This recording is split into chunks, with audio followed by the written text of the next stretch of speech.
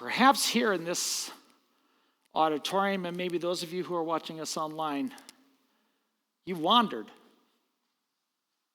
You've walked away.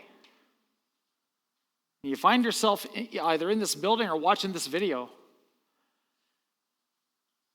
And you know that right now you're not in the place where you should be with Jesus. May I tell you that there is a God, there is a shepherd who has been after you since the day you came up missing. There is a God who loves you and cares about you and desperately wants you back in the fold again.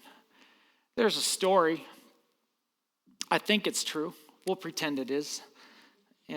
But there's a story of some Navy SEALs that were in a raft in the middle of the ocean, I'm told.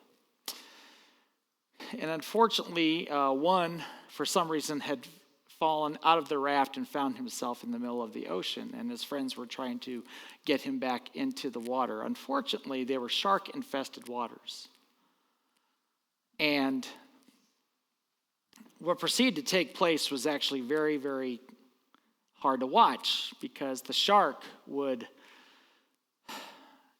grab the man by the leg and take him down into the water, and his friends in the boat would not see where he was until he popped up elsewhere nearby. Then they would try to make their way over to their friend again, and then once again, he would go under the water until his predator, the shark, would let him back up somewhere else in the water. And time after time, the Navy SEALs would try to find their friend, and down he'd go until one moment, the predator, the shark, made a terrible, calculated, he thought, but a very critical error. There was one moment where he let the man back up too close to the boat, and they let him in finally. If there's anybody here, you've drifted from the boat, and the enemy has been toying with you, dragging you down and dragging you down and dragging you down, and it seems like you're never going to make it, and maybe that's your life right now. I've got news for you. The enemy of your soul made a huge, terrible mistake this morning.